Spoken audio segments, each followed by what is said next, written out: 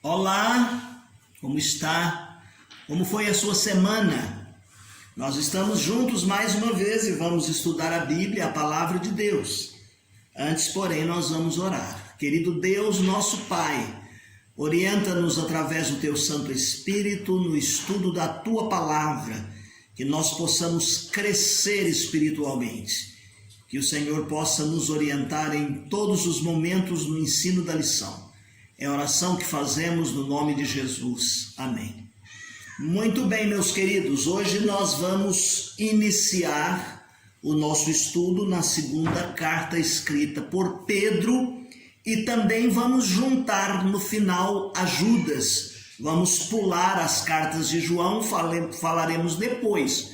Então nós vamos hoje começar em 2 Pedro, segunda epístola universal de Pedro, e uma parte de Judas. O texto nosso é 2 Pedro 1:3 e Judas 3. Visto como seu divino poder nos tem dado tudo o que diz respeito à vida e à piedade, pelo pleno conhecimento daquele que nos chamou por sua própria glória e virtude.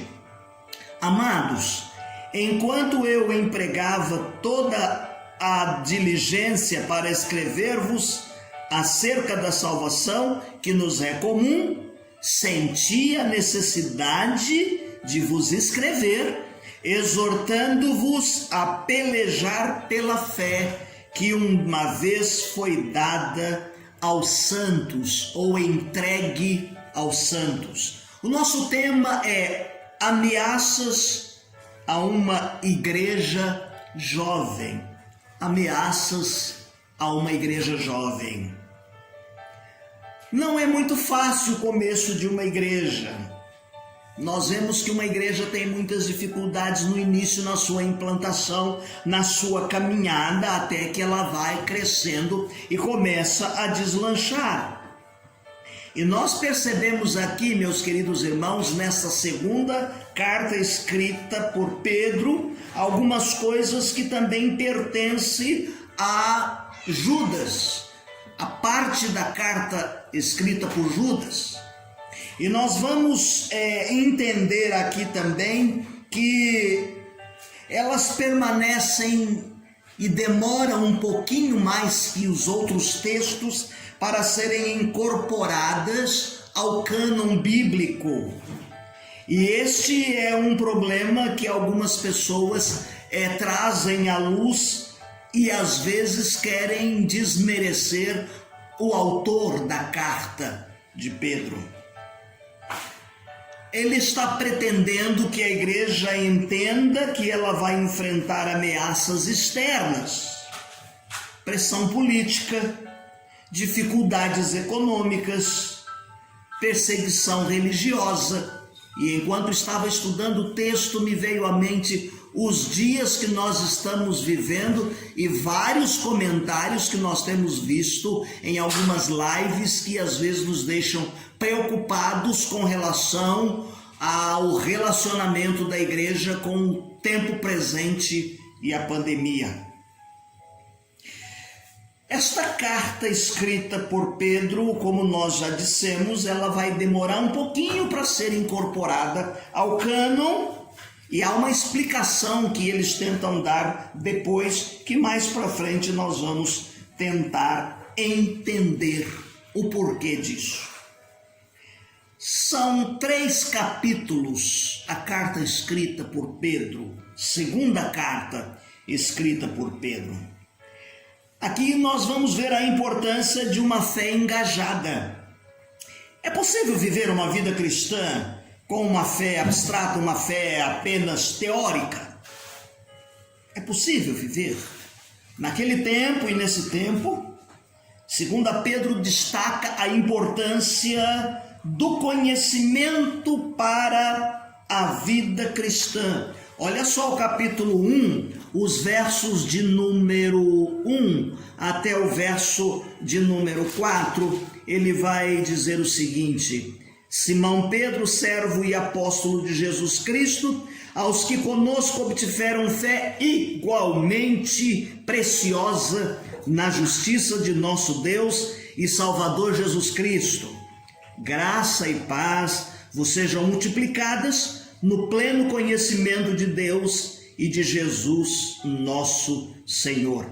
Visto como pelo seu divino poder nos têm sido doadas todas as coisas que conduzem à vida de piedade, pelo conhecimento completo daquele que nos chamou para a sua própria glória e virtude. Sua própria glória e virtude. Então ele ressalta aqui que deve haver um conhecimento importante, que se conheça mais e cada vez mais para a nossa vida cristã. A vida de fé é uma vida globalizada, vamos usar assim essa expressão. É uma vida integral. É uma vida integral. Quando Cristo utiliza os recursos que Ele nos deu, a fim de que nós possamos viver desde o primeiro momento, quando vivemos a nova vida e aceitamos o Senhor Jesus Cristo, Ele quer que nós vivamos uma vida de crescimento. E aqui esse crescimento deve ser de forma integral e integrada. E aí nós vamos perceber os resultados desta vida abundante. Eu vou ler mais um pouquinho do texto. Agora eu vou para 2 Pedro capítulo 1, o verso de número 8 até o verso de número 12. Por estas coisas existindo em vós, e em vós aumentando, fazem com que sejais nem inativos, nem infrutuosos no pleno conhecimento de nosso Senhor Jesus Cristo.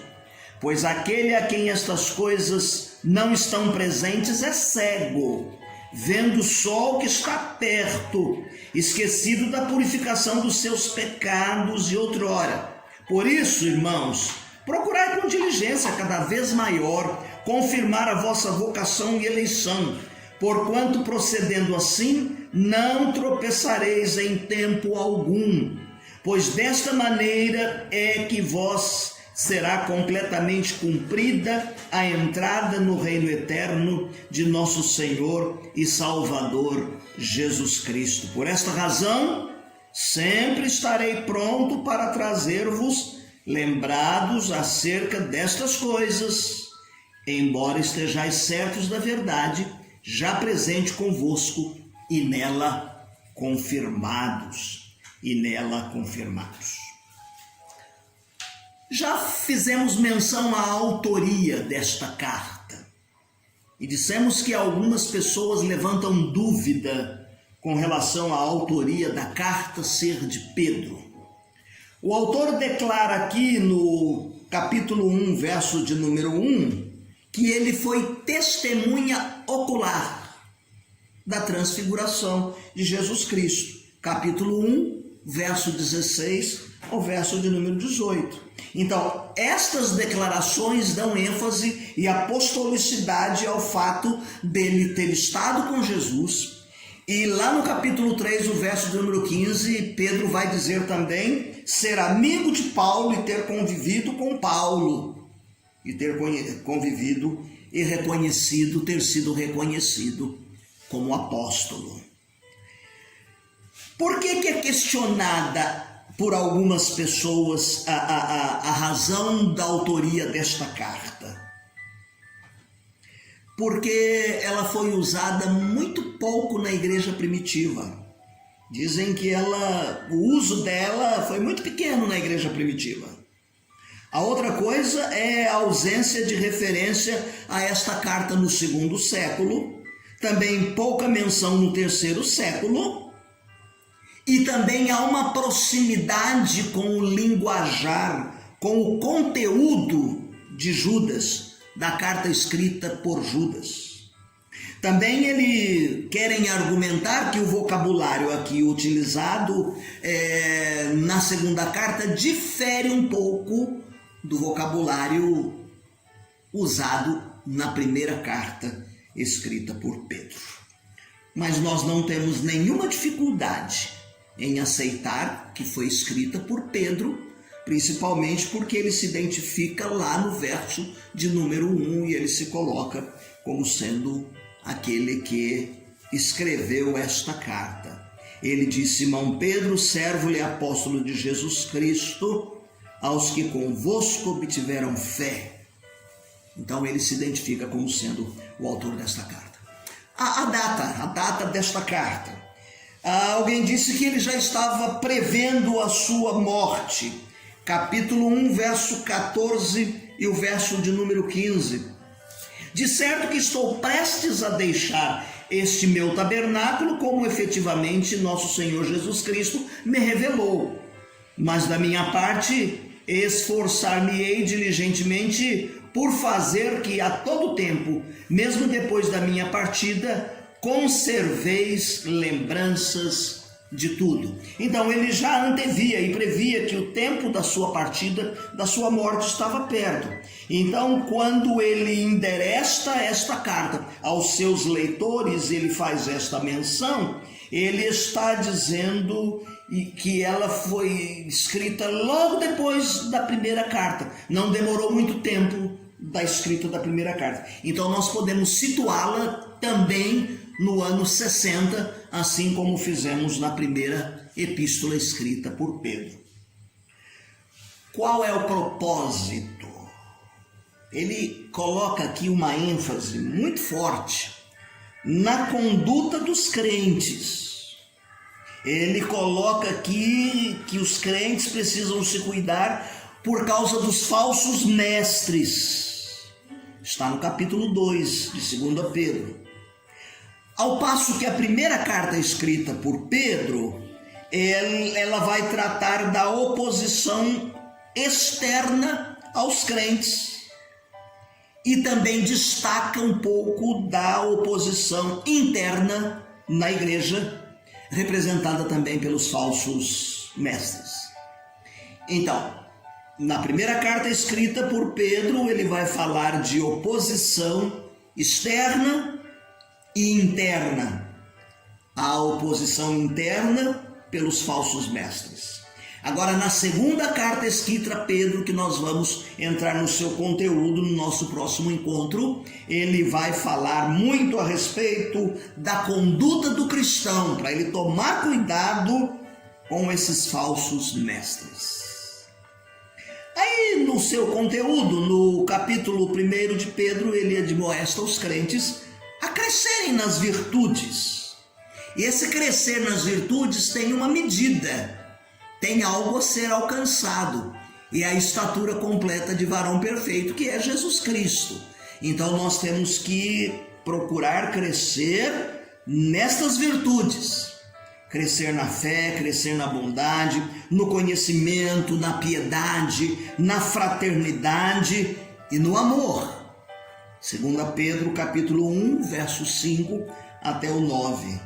Então, como crentes, é preciso procurar crescer em sua fé.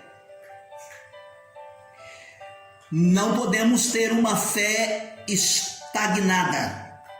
Pelo contrário, não permitir as heresias, ele estava dizendo àquela igreja, e que ela fosse uma igreja que procurasse desenvolvimento e crescimento.